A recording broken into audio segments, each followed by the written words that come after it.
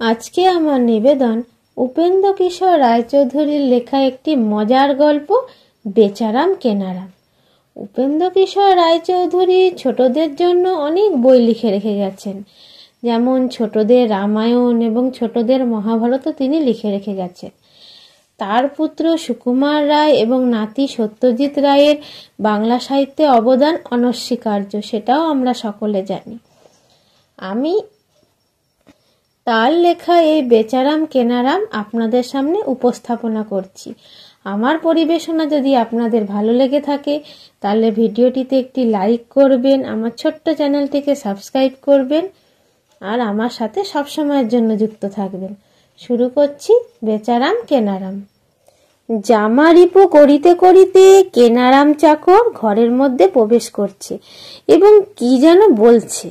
সে বলছে, ওই যা, আবার খানিকটা সিরে গেল, শুতেই সিরে যাই, তা রিপু করব কি? ভালো মনিব জুটেছে। যাই হোক, এই জামাটা দিয়ে ক বছর কাটালে? 3 বছর তো আমি এইরকম দেখছি, আরো বা ক বছর দেখতে হয়। তবু যদি 4টে পেট ভরে খেতে দিত তাও কেমন। সকালে মনিব 4টি ভাত খান, আমি ফ্যানটুকু খাই। রাত্রিরে তিনি হাঁড়ি চাটেন, আমি সুকি। তার উপর শ্রবণ শক্তিটি কি প্রখর। বাড়িওয়ালা সেদিন টাকার জন্যে কি না বললে, বাড়িওয়ালা বলে টাকা দেও, ঢের টাকা বাকি। মনিব বলেন, তা ভালো ভালো, তোমার বাড়ি আজ নেমন্তন্ন। বাড়িওয়ালা বলে, এমন করে ভাড়া ফেলে রাখলে চলে কই? মনিব বলেন, তা আচ্ছা, চাকরটিও সঙ্গে যাবে। বাড়িওয়ালা বেচারি রেগে মেগে চলে গেল। বড় লোক হতে হলে বোধহয় আমার মনিবের মতোই করতে হয়, কিন্তু এর কাছ থেকে বড় লোক হওয়ার কায়দাটাই শেখা হবে। বড় লোক হওয়ার ভরসা বড় নাই। রাখবার সময় তো কত আশায় দিয়েছিলেন, আর আজ এই 3 বছরে একটি পয়সাও মাইনে দিলেন না। দেখি আজ যদি মাইনে না দেয় তবে আর এ কাজ করা হচ্ছে না। ওদিকে মনিব বেচারাম তো ঘরে ঢুকতে ঢুকতে সমস্ত কথাই শুনতে পেলেন এবং নিজের মনে মনে বলতে লাগলেন, চাকরটা জামাটা নিয়ে কত কথাই বলছিল। বেটা ভেবেছে আমি সত্যি কালা। আরে আমার মতো যদি কান থাকতো তাহলে আর চাকরি করতে হতো না। আমি যা করে খাই তাই করে খেতে পারত। ঘরের ভিতরে কজন লোক, কজন জেগে আছে, কজন ঘুমুচ্ছে, দাওয়ায় কান পেতে সব বুঝে নি। কোথায় সিন্দুকের ভেতরে আরশোলা করকর করছে, বাইরে থেকে বুঝে নি। বাপু হে, কানে শুনি কানে শুনি, কানে শোনাটা তো বেশ ভালোই, কিন্তু কানে না শোনার যে সুবিধা আছে তা তো বুঝবে না। এই সেদিন বাড়িওয়ালা বেটা ফাঁকি দিয়ে টাকা আদায় করত। কানে না শোনার কত সুবিধা দেখো। পাওনাদারদের টাকা দিতে হয় না, বাড়ি ভাড়া দিতে হয় না, চাকরের মাহিনা দিতে হয় না। এবার কেনারাম তার মনিব বেচারামকে দেখে উচ্চ স্বরে বলতে লাগলেন, মশাই, হয় 3 বছরের মাইনে দিন, না হয় আপনার এসব রইল, আমি চললেম। ডাকওয়ালা, চিঠি দেখি। এই মুশকিল করলে, তা এবারে বাপু এক ফোন দিয়েছি, সব লিখে এনেছি, চিঠি বটে, এই নিন। মনিব মহাশয় কানে শোনেন না, কিন্তু পড়িতে অবশ্যই পারেন।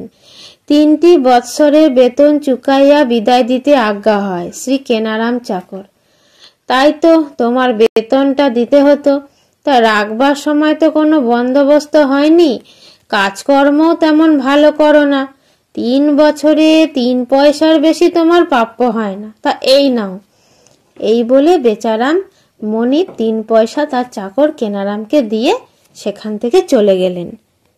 কেনারাম তো সেই 3 পয়সা পেয়ে খুব খুশি হয়ে বলতে লাগলো, এই বড় লোক হলাম আর কি। 3 বছরের মাইনে, ঢের টাকা, ঢের টাকা। 1 2 3 4 5 6 7 8 9 10 11 12 এরকম করে গুনে গুনে পয়সাগুলি পকেটে স্থাপন করলেন। এবার ছদ্মবেশে স্বর্গীয় দূত সেখানে এসে হাজির হলো। আরে ভাই, তোর যে ভারী ফুর্তি। কে ও? ছোট মানুষ? দাঁড়াও, চশমাটা বার করে নি। কেন, চোখে কম দেখো বুঝি? তা কেন, বড় লোক হয়েছি যে, ছোট মানুষ আর তেমন শর্ট করে চোখে মালুম পড়ে না। বটে, এত বড় লোক কি করে হলি ভাই? 3টি বছরের মাইনে, 1, 2, 3। তাই তো ভাই, এত টাকা নিয়ে তুই কি করবি? আমি গরিব, আমাকে কিছু দে না। নিবি? এই নে, ভগবান আমাকে পেটে খাবার শক্তি দিয়েছেন, খেটে খাবো। এই বলে কেনারাম সেই পয়সা 3টি সেই দূতকে দিয়ে দিল। তুই ভাই বেশ লোক, তোর মনটা খুবই খোলা। আমি ঈশ্বরের দূত, ভালো লোক দেখলে পুরস্কার দিই। তোর ব্যবহারে খুব খুশি হয়েছি। তুই কি চাস বল, যা চাস তাই পাবি। আপনি ঈশ্বরের দূত? তবে তো আপনার সম্মুখে আমি বড় বেয়াদবি করেছি। তোর কিছু ভয় নেই, তুই আমাকে তুমি যা খুশি বল, কিছুতেই বেয়াদবি হবে না। এখন তুই কি নিবি বল। তা দাদা, যদি দেবে এমন একখানা বেয়ালা দাও যে তার আওয়াজ যে শুনবে তাকে তিরিং তিরিং করে নাচতে হবে। এই নে। বাহ, বেশ হলো, আমাকে তো সঙ্গে নাচতে হবে না। না, সে ভয় তোর নেই, যা এখন ফুর্তি কর গে। কেনারাম তো সঙ্গে সঙ্গে সেই বেয়ালা বাজাতে লাগলো। আরে দূর হতভাগা, আমার উপর পরীক্ষা করে বসলি? তুমি যে ফুর্তি করতে বললে দাদা, আমি আগে যাই তারপর করিস। আচ্ছা আচ্ছা। ওদিকে বেচারাম একটা ঝোপের মধ্যে গিয়ে কি যেন বিড়বিড় করে বলছে। ওই ঝোপটাতে ফেলে গিয়েছিলুম, পুলিশ বেটা এমনি তাড়া করলে ধরেই ফেলেছিল আর কি। চট করে টাকার থলেটি ওই ঝোপটাতে ফেলে পালালুম। এখন পেলে বাঁচি। বাপরে, কি ভয়ানক কাটা! এই পেয়েছি। ওই যে বেসু বাবু কাটা বনে ঢুকছেন, এইবারে এক গদ বাজিয়ে নি। পুরনো মনি বটে। আরে আরে আরে, ও কি! আরে তুমি চক্ষু! আরে জামাটা গায়ে চামড়াটাও যে ছিঁড়ে গেল। আগে আমি আপনার বকেয়া চাকর কেনারাম, মাইনে শুকিয়ে দিয়েছেন বলে কি এমন মনিবকে ভুলতে পারি? আপনাকে বাজনা শুনিয়ে আমার বেয়ালা সার্থক হলো। এই বলে পুনরায় কেনারাম বেয়ালা বাজাতে লাগলো। কি মুশকিল বাবা, কেনারাম রক্ষে করো বাবা। এ কি বাজনা যে শুনলেই নাচতে হয়। বাবা আর কাজ নেই, আমি খুব খুশি হয়েছি। এনে টাকার থলি তোমায় দিচ্ছি, তোমার মাইনে এর থেকে পুষিয়ে নাও। দোহাই বাবা, আমায় নাচিও না। আগে না, হবে কেন? আপনার মতো মনিব না হলে গুণকে বোঝে। দেখছি বেয়ালার আওয়াজে আপনার কানে খাটোর ব্যারামটাও সেরে গেল। ভালো ভালো। আর এ ব্যারামের সূত্রপাত দেখলে আমায় খবর দেবেন, আমি বেয়ালা নিয়ে এসে চিকিৎসা করব। হতভাগা বেটা, লক্ষ্মী ছড়া বেটা, জোচ্চোর, বাটপার, ডাকাত বেটাকে দেখাচ্ছি। পুলিশ পুলিশ, চোর চোর! এই বলে বেচারাম পুলিশের কাছে গিয়ে হাজির হলো। দোহাই হুজুর, আমাকে ধনে পানে মেরেছে। আরে ব্যাপার কি? তোমার কি হয়েছে? বেচারাম তার শরীরে কাটার আঁচড় দেখিয়ে বলল, আর কি হবে, আমি ধনে প্রাণে গিয়েছি। বড় রাস্তার ধারে ওই কেনা বেটা আমাকে মেরে ধরে টাকা কড়ি কেড়ে নিয়েছে। বেটাকে 3 বছর আমি খাইয়ে মানুষ করলুম, আর তার এই প্রতিশোধ দিলে। বেটা দিন রাত বেহালা নিয়ে ফেরে, এখনই ধরতে পাঠান, তাকে দেখলেই চিনতে পারবেন। 4 জন লোক এখনই গিয়ে কেনারামকে ধরে নিয়ে এসো। 4 জন লোক কেনারামকে নিয়ে সেখানে প্রবেশ করলেন।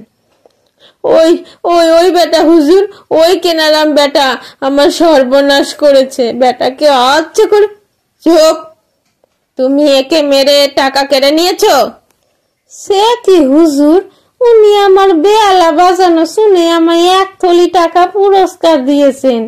আমি যথার্থ বলছি। ওর যে চেহারা দেখছি, তাতে ও যে বেহালা শুনে তোমায় এতগুলো টাকা দিয়েছে তা আমি কিছুতেই বিশ্বাস করতে পারিনি। আর ওর গায়েও এসব দাগ দেখছি, সুতরাং প্রমাণ হচ্ছে তুমি ওকে মেরে টাকা থলি কেড়ে নিয়েছো। এ ডাকাতি, ডাকাতি শাস্তি ফাঁসি। তোমার ফাঁসি হবে। এখন তোমার যদি কোনো আকাঙ্ক্ষা থাকে তো বলো।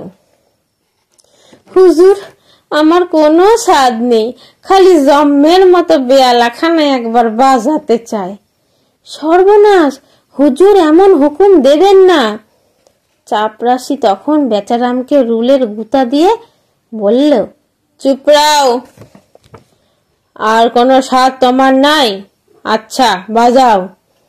কেনারাম তো উৎসাহের সঙ্গে বেয়ালা বাজাতে শুরু করলো, আর সেই বেয়ালার সঙ্গে সঙ্গে চাপরাশি, হুজুর, বেচারাম সবাই নৃত্য করতে শুরু করলো। বিচারক হাঁপাতে হাঁপাতে বলতে লাগলো, আরে বাবু, থাম থাম, শিগগির থাম, তোকে বেকুসুর খালাস দিচ্ছি, প্রাণ যায়, থাম। বাপরে, এ কিরকম বেহালা বাজনা! হুজুর, বেসু বাবুকে এখন সমস্ত ঘটনা বলতে হুকুম হয়, নইলে আমি পুনরায় বেয়ালায় সরিয়ে দিলাম। বল বেটা, কি হয়েছিল? সত্যি করে বল, এখনই বল। ও গো, না গো, আর বেহালা ধরো না, ও টাকা আমি দিয়েছি। তুই এত টাকা কোথা পেলি, বল। আমি আমি এই বেয়ালা ধরেছি। না না, হুজুর, আমি কাল রাত্রিরে হুজুর চুরি করেছিলাম। দোহাই হুজুর। ধর্মের ডাক আপনি বাজে, দেখলেন তো বেসু বাবু। একে 25 ঘা বেত মারো।